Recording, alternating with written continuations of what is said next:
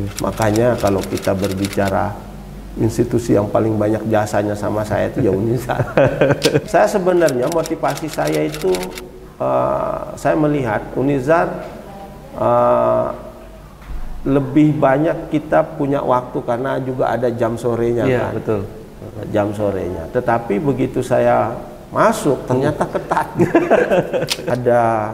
ada 3 unsur kepentingan yang masuk di dalam diri kita. Apa aja itu Pak? Unizar, saya ingat tuh masih kecil itu sudah ada Unizar di mana-mana kalau di desa itu.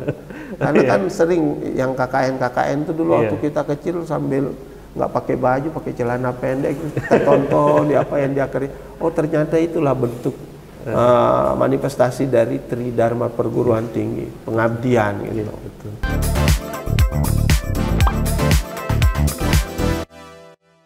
Halo Sobat Unizar, bertemu lagi dengan saya Adi Prayuda di Unizar Talks.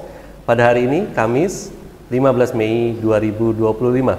Di samping saya saat ini sudah hadir alumni Fakultas Hukum Unizar yang saat ini menjabat sebagai Wakil Ketua DPRD Lombok Barat, Bapak Tarmizi SH. Terima kasih Pak sudah menyempatkan waktu di sela-sela kesibukannya sebagai Wakil Ketua DPRD untuk hadir di kampus kami tercinta. Alhamdulillah bisa kembali lagi ke kampung induknya. Sehat Pak? Alhamdulillah sehat. Sempat kemarin juga agak drop waktu pasca puasa. Tapi alhamdulillah setelah dikasih impus selesai semuanya. Harus diinfus dulu. Dan mungkin tenaga kesehatannya itu alumni Unizar bisa juga. jadi ya di Fakultas Kedokteran Unizar. Baik Pak Dewan, tahun berapa berarti lulus dari Unizar ini? Formalnya itu di 2024. Oh ya. Lulusnya bulan November sudah tahun lalu. Alhamdulillah. Dan sampai sekarang hal yang paling saya ingat dan saya kenang, saya pikir itu ya itu sudah waktu lulus dari Unizar. Karena perjalanan karir pendidikannya saya ini kan sangat panjang. Berawal dari 1998 ya di Jogja, kemudian karena dulu ya namanya keluarga kita juga keluarga petani, keluarga yang pendapatannya itu kadang dapat kadang enggak kan, kadang dapat pembiayaan. Akhirnya keputusan di 2002 itu kembali ke Lombok, kemudian berwirausaha secara mandiri walaupun berkeluarga, sampai akhirnya muncul lagi semangat untuk menempuh kuliah, dan waktu itu di Fakultas Hukum ekstensi, dulu kita kan ada istilah ekstensi, kuliah sore, dan itu lebih dari 6-7 tahun kayaknya saya di situ itu nggak selesai. Karena kesibukan? Iya karena kesibukan. Karena kalau kita nggak mencari aktivitas di luar itu, ya tetap juga nggak bisa lulus ya. Nggak bisa lulus, nggak bisa membiayai diri sendiri. Sampai akhirnya saya berkeluarga di 2009. Nah, karena terlebih-lebih karena kita berkeluarga kan tuntutan hidup itu juga semakin besar. Kalau kita kuliah itu asumsinya ya kita akan mengeluarkan biaya double artinya kan. Akhirnya dengan berat hati saya pasif kuliah. Walaupun pada saat itu sebenarnya skripsi juga sudah. Bahkan ujian skripsi pun sudah. Tinggal judisium saja. Begitu ceritanya. Nah, sampai dengan di 2019 saya coba kembali ke dunia politik, karena memang basicnya memang senang berorganisasi kan. Sampai akhirnya alhamdulillah di 2019 saya bisa menduduki jabatan selaku anggota DPRD Kabupaten Lombok Barat dari Partai Nasdem waktu itu. Nah, atas dasar itu juga karena merasa nih satu lagi nih kewajiban yang harus saya selesaikan. Akhirnya saya masuk di 2020 di Unizar sampai dengan 2024 alhamdulillah selesai. Makanya kalau kita berbicara institusi yang paling banyak jasanya sama saya itu ya Unizar. Dan di saat momen saya memegang status sarjana S1 di Unizar, di situ juga karir politik saya alhamdulillah dipercaya selaku wakil ketua DPRD Kabupaten Lombok Barat. Begitu. Berarti setelah lulus di November 2024 pemilihan. Iya pemilihan, tapi itu kan sepenuhnya keputusan partai. Partai ya. Tetapi karena dilihat background kita, kader yang sudah lama juga di partai, kemudian kebetulan saya juga dimandatkan selaku ketua DPD Partai Nasdem di Kabupaten Lombok Barat, dan alhamdulillah secara prestis dari kursi 2 yang didapat Nasdem di 2019 di saat kepemimpinan saya bisa 5 kursi. Akhirnya semua dapil itu terisi begitu. Nah, mungkin itu juga sebagai bentuk penghargaan dari partai memberikan mandat saya untuk jadi wakil ketua unsur pimpinan di DPRD Kabupaten Lombok Barat. Gitu. Berarti ketika mahasiswa itu masih anggota DPRD? Iya, masih anggota DPRD Lombok Barat, Lombok Barat. Baru kami kan dilantik itu bulan Agustus 2019. Masuk Unizar itu kalau nggak salah bulan Juli Agustus. Juli Agustus itu ya. Jadi belum genap setahun jadi anggota DPRD, jadi mahasiswa lagi. Kenapa milih Unizar pada saat itu, Pak Dewan? Saya sebenarnya motivasi saya itu saya melihat Unizar lebih banyak kita punya waktu karena juga ada jam sorenya kan. Betul. Jam sorenya. Tetapi begitu saya masuk ternyata ketat. Ternyata ketat. Jadi kalau tidak aktif saja berapa hari, karena kita juga kan terkadang di luar daerah kunjungan kerja, itu ditegur sama dosennya. Nah, tapi diuntungkanlah waktu di zamannya COVID-19. Jadi banyak, jadi bisa dari luar daerah kita ikut Zoom meeting. Tetapi juga bayangan saya nggak semudah yang ini kan, yang bisa kita akal-akali, tapi nggak bisa juga. Ternyata dosennya juga sangat aktif. Contoh saja, saya ingat figur dosen yang itu Bu Hairani kalau nggak salah. Ibu Hairani. Itu paling detail itu. Kalau misalnya kita mau Zoom, misalnya ada background data, terus kita hanya menghidupkan media Zoom itu, dia tahu. Dia tahu. Makanya kalau mau kuliah katanya harus ditampakkan wajahnya.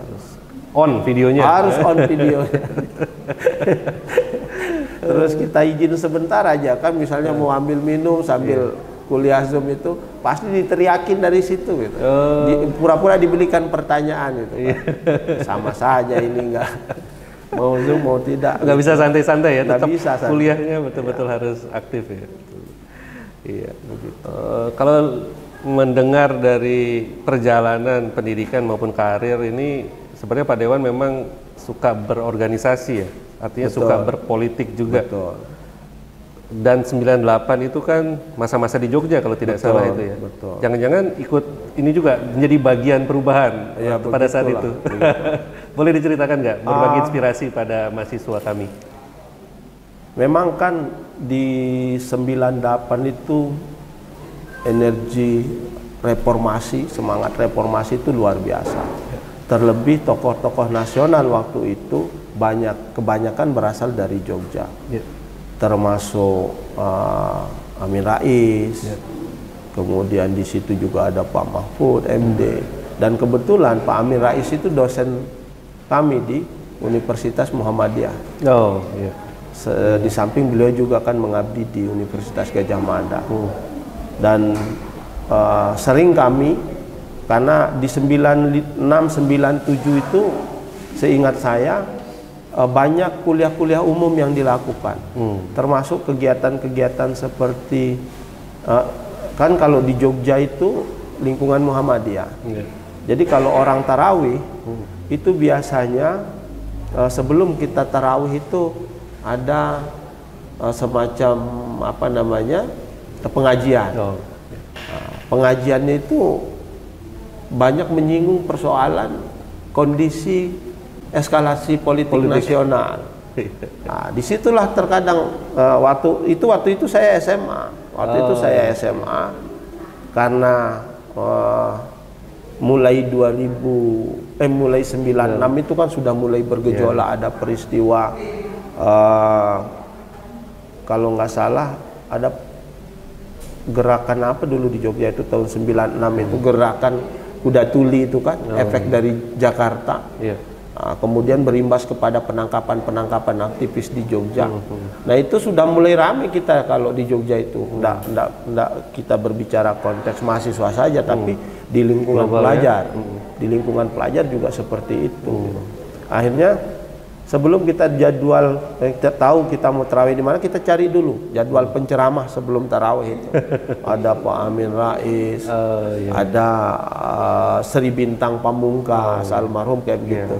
Nah, kami di pelajar yang sebentar lagi selesai SMA, kemudian mau masuk jenjang kuliah ini kan kita membayangkan kita sebagai seorang agen perubahan. Jadi mahasiswa gitu kan, bisa gondrong, bisa jadi aktivis. Asumsi yang muncul di situ gitu. Jadi kita dari SMA itu sudah mendidik dirinya untuk coba berbicara kritis, gitu kan, mengkritik kebijakan negara begitu. Nah dasarnya itu sampai dengan di tahun 98 saya sudah kuliah, langsung saya aktif di salah satu gerakan mahasiswa. Tetapi sifatnya gerakan mahasiswanya itu dia intrakampus, intrakampus, dan istilahnya kalau di sana itu parlemen jalanan. Tidak hanya aktif di kampusnya saja, tapi sudah jauh-jauh hari juga terlibat banyak dalam kegiatan-kegiatan advokasi di masyarakat. Kalau dulu kita ngorganisir kaum miskin kota, kayak pengamen apa itu, kemudian di kegiatan-kegiatan membangun kemitraan juga dengan organisasi tani, dengan NGO juga kita lakukan itu. Itu sebenarnya terdorong sebagai bentuk motivasi kita untuk coba menempa diri kita sebagai figur mahasiswa kan. Kita beda dengan waktu jadi siswa. Ada mahanya. Sebelum jadi mahasiswa kan masih jadi siswa gitu. Betul. Nah, setelah kuliah itu baru dikatakan sebagai mahasiswa. Makanya atas dasar itu. Dan alhamdulillah di kuliah pun kita juga bisa membangun jaringan, termasuk di Mataram juga dulu kita punya jaringan nasional.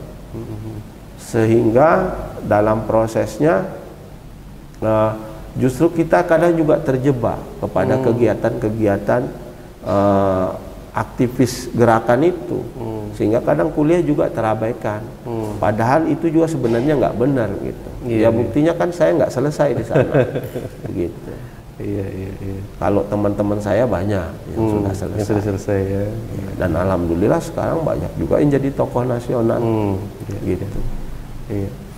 Ini kan perjalanan, kalau kita katakan dari parlemen jalanan ini, Pak Dewan, sampai ke sekarang nih parlemen beneran ya, parlemen di ruangan ini, atau beneran lah. Itu apa yang Pak Dewan lihat berbeda secara signifikan gitu? Kalau pada tataran idealisme sih sebenarnya sama saja. Artinya idealisme yang tertanam waktu menjadi mahasiswa dan aktif di gerakan itu sebenarnya sama.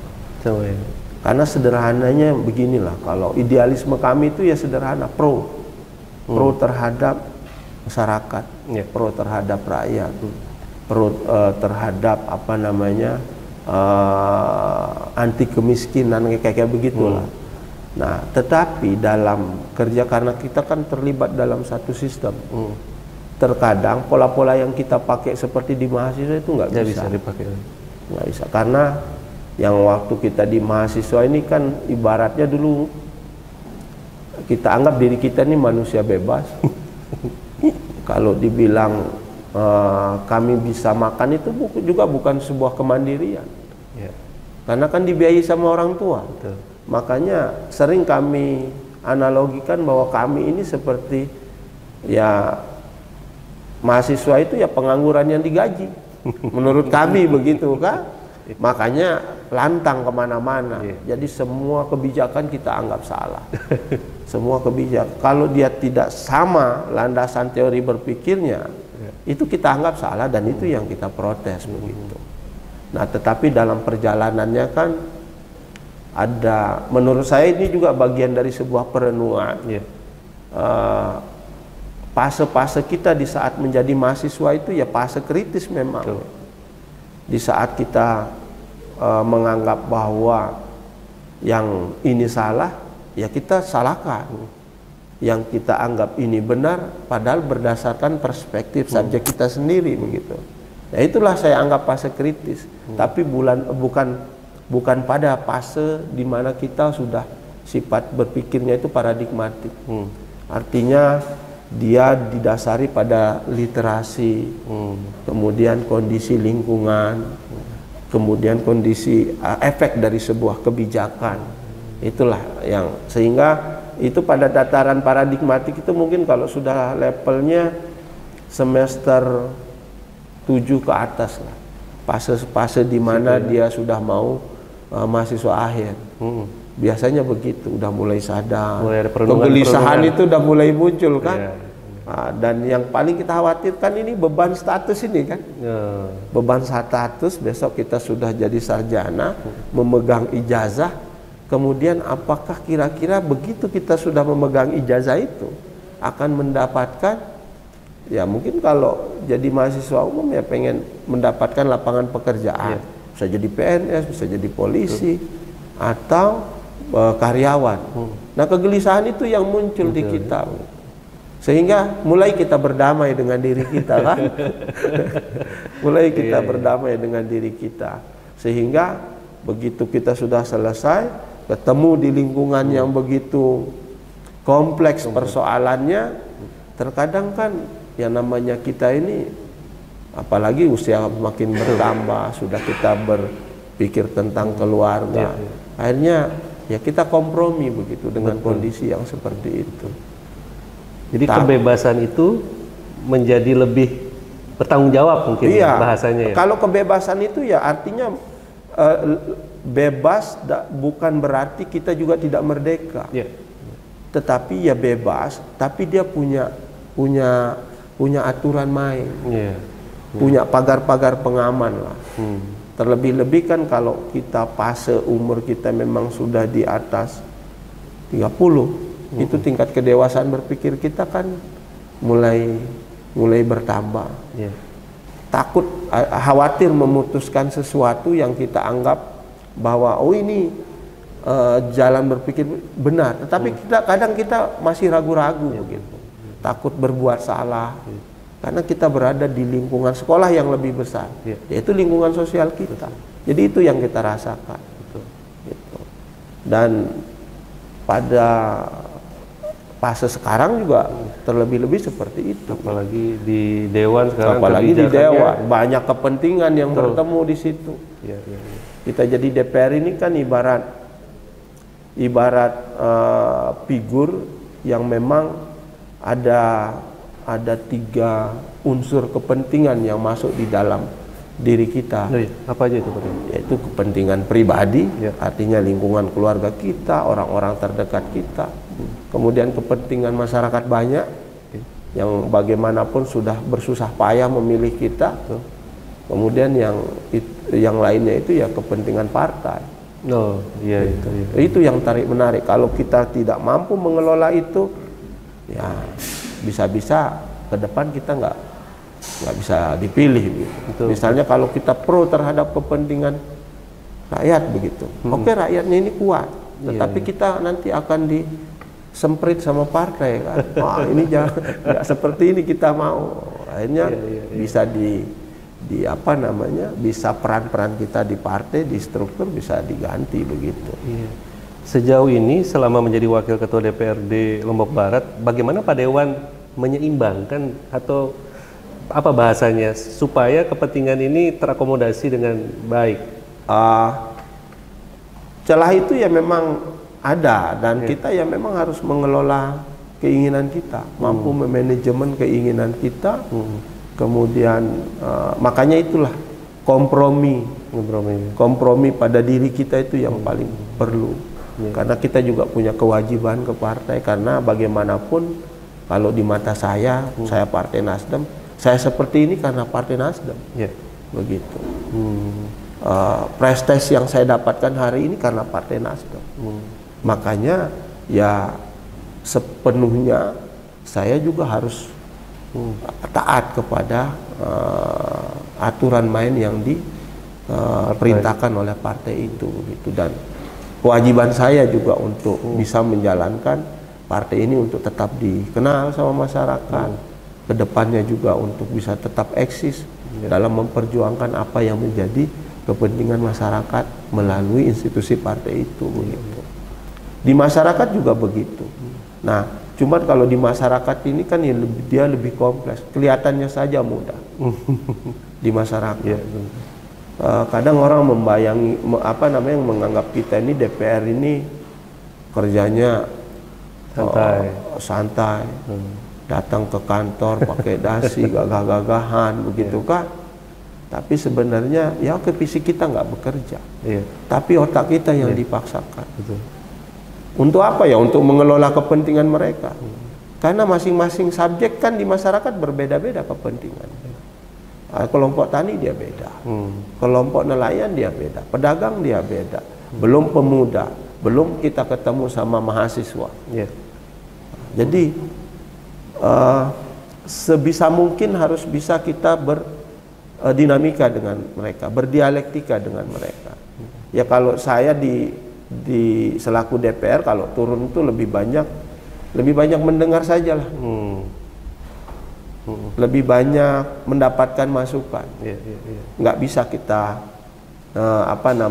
mendikte mereka itu, walaupun pada dataran level pendidikan kapasitas dia mampu menerjemahkan misalnya sistem yang ada di pemerintahan, kebijakan di pemerintahan itu kan kalau bisa dibilang masyarakat awam kan nggak ngerti apa-apa begitu. Nah itu yang harus kita jelaskan, karena mereka kadang nggak mau tahu. Betul. Saya sering ditanya juga sama teman-teman itu yang tidak pernah menjadi dewan, enaknya jadi dewan, kerjaannya kapan-kapan dia mau ngantor bisa, ya kelihatannya aja.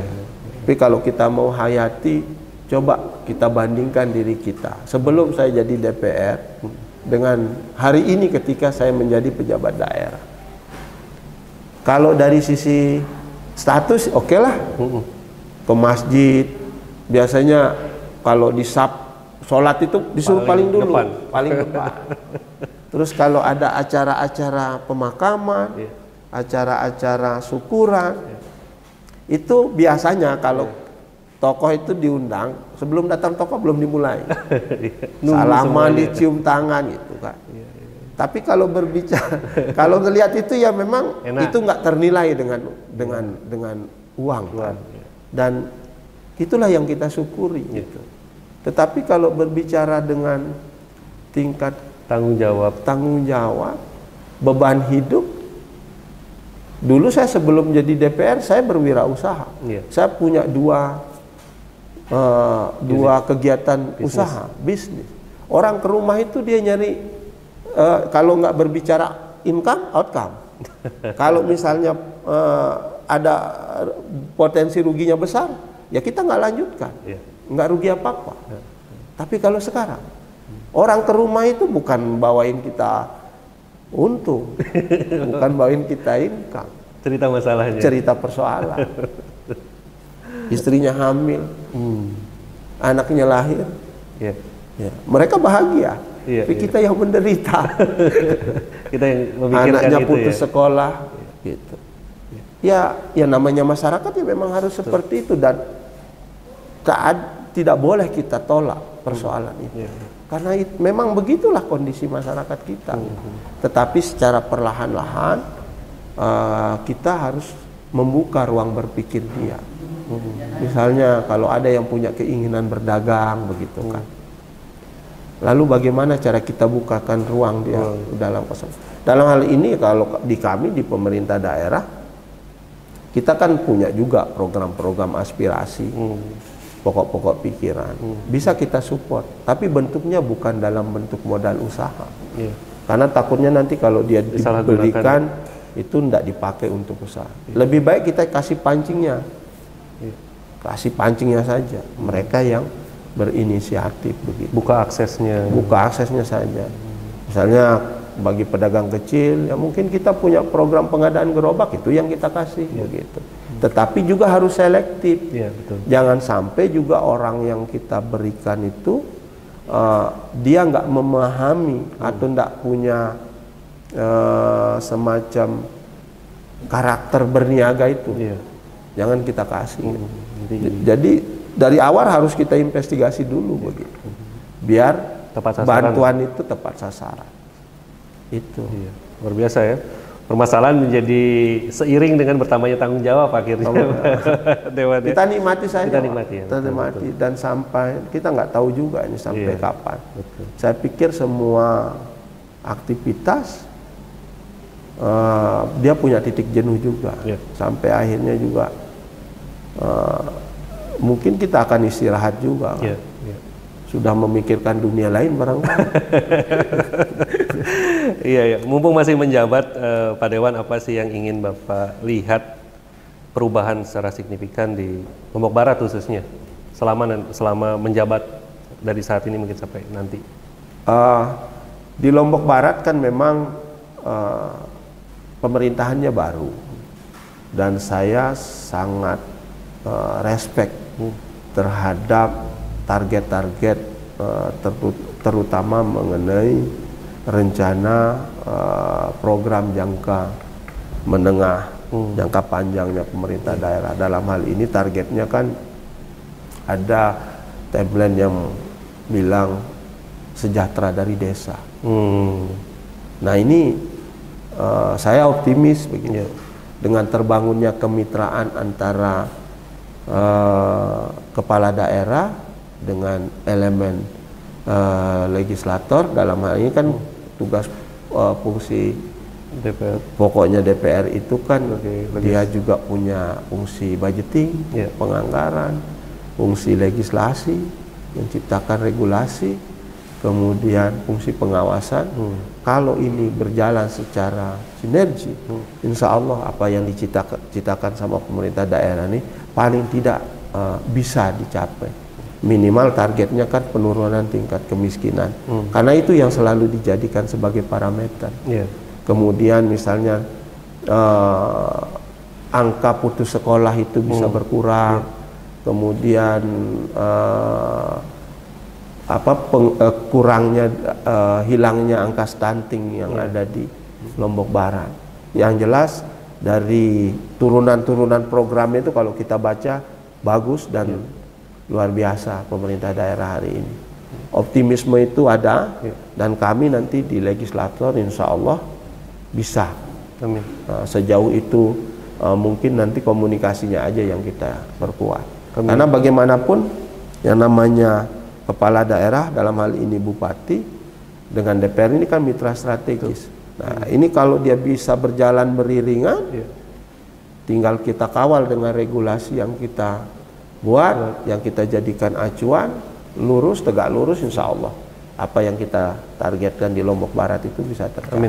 Amin. Kami doakan, kami support apa yang bisa Sivitas Akademika Unizar bantu, kami juga akan bantu. Mudah-mudahan juga bisa memperkuat Tridharma perguruan tinggi di institusi kami, institusi kita, karena ada yang bukan alumni juga. Iya, Unizar, saya ingat tuh masih kecil itu sudah ada Unizar di mana-mana kalau di desa itu.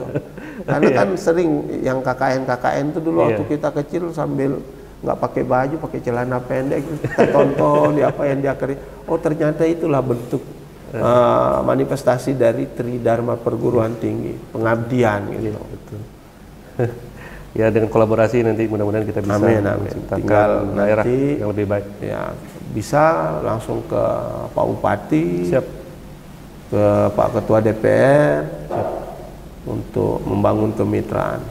Baik. Karena dalam hal ini juga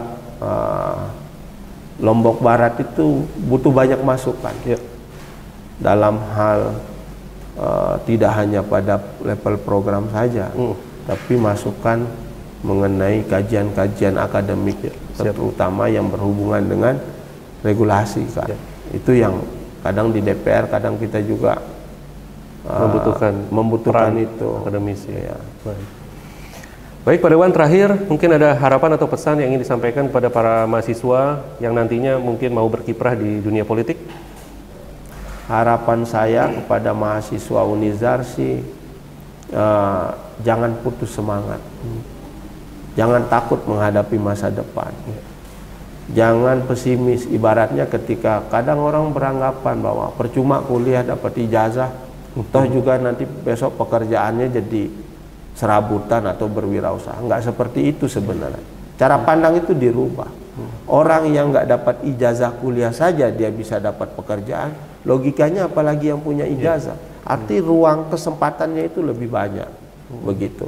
Kalau berbicara konteks teman-teman mahasiswa yang ingin berkarir politik, politik itu backgroundnya tidak harus ilmu politik, bukan backgroundnya hanya hukum. Soekarno itu seorang insinyur, itu kan, dan Habibie itu juga insinyur, Megawati, backgroundnya kan juga bukan ini, tetapi politik ini ya semua masuk lini, basic ilmunya semuanya masuk begitu. Kan ilmu politik ini sebenarnya tata kelola bagaimana cara kita membangun hubungan manusia dengan manusia begitu kan. Bagaimana membangun hubungan antar sosial, ya kayak begitu ilmu politik. Jadi mau masuk dunia politik ya silahkan, tetapi sekali lagi pesan saya, berpolitik itu dia dinamis, dinamis. Artinya kalau kita mengelola kepentingan kita itu juga ya harus kita buat diri kita ini harus pandai-pandai berkompromi dengan diri kita sebelum kita berkompromi dengan orang lain. Wah, itu di politik begitu. Kalau kita membenci seseorang, maka jangan pernah membenci orang itu 100%. Sisain 10%-nya. Karena satu hari ya namanya zona politik kan. Siapa tahu kita butuh sama beliau. Begitu dia. Kalau mencintai seseorang, cintailah dia 50%. Yang boleh 100% itu hanya ibu kita, istri kita, keluarga besar kita, itu aja. Di luar itu ya 50% saja. Namanya kita manusia politik. Begitu saja. Terima kasih atas pesan-pesannya Pak Dewan. Tadi penting sekali kita harus punya kemampuan untuk berkompromi dengan diri kita sendiri dulu sebelum nantinya kita bisa berkompromi dengan orang lain. Dengan segala kepentingannya itu ya. Itu yang perlu di highlight tadi itu dari pesannya Pak Dewan. Terima kasih semua pemirsa Sobat Unizar yang telah menyaksikan Unizar Talk pada pagi hari ini. Banyak sekali inspirasi, manfaat yang dapat kita tangkap dari apa yang disampaikan oleh Bapak Tarmizi SH, alumni Fakultas Hukum Unizar ini. Mudah-mudahan nanti kita punya kesempatan bertemu, berkolaborasi lebih lanjut lagi untuk kemajuan daerah tempat kita tinggal dan juga tentu Lombok Barat. Terima kasih Pak Dewan, Pak Tarmizi, sehat senantiasa. Amin, amin. Semoga tidak diinfus lagi ya. Enggak diinfus lagi, kan ada mahasiswa kedokteran. Oh iya. Terima kasih, baik Sobat Unizar, demikianlah Unizar Talk pada pagi hari ini. Sampai jumpa di Unizar Talk selanjutnya.